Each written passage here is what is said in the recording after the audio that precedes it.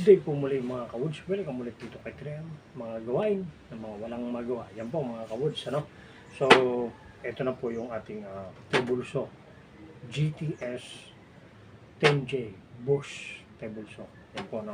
So, ang ginawa po natin project is pinalitan natin yung insert plate. Ang tawag po rito ay insert plate. Yan po, no? So, pinalitan natin siya dahil hindi na po siya safe. Yan. Ito po ay matagal na may crack.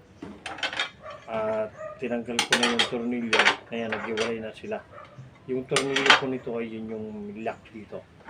So, inalis na natin at hindi na po ito safe. Delikado na. So, ang ginawa natin is naggawa tayo ng bago made of PVC. Yun po yung nakita nyo sa mga previous videos natin. PVC, pinagdikit natin, nilapat, tinorch, pinagdikit, ayan na po. Then, tinrace natin ito, pinuha natin yung mga sukat, ayan na po siya. Yung lock niya, nandito na rin po. Yan. So, lahat ng feature kung ano meron doon, same lang po doon sa ginawa ni Trem. Yan. At, sinukat natin, may lock na rin siya.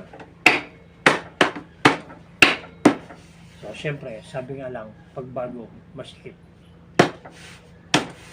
Yan po mga kawoods. Angat natin siya.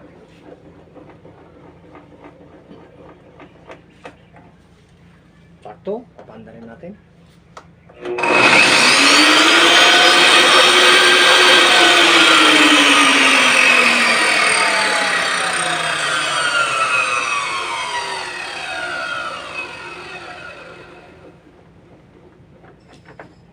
Lapat na lapat po mga kawoods. So, pag sumusukat po kayo, kailangan talaga importante meron kang caliper. Ito pong ginamit natin ay digital, pero sanay din po si Trem doon sa manual na caliper. Pinag-aralan din po ni Trem yun.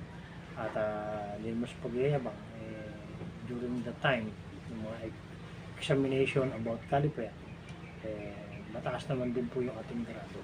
Manual pa po yun. Ito, digital na. So, mabilis na rin po. No? So, malaking bagay din po pag marunong kang gumamit ng digital caliper or caliper. Yan. So, mabilis na rin po ito dahil digital na. Yan. So, yan po mga kawoods, ang result ng ating replacement dun sa ating insert plate. At, siyempre, meron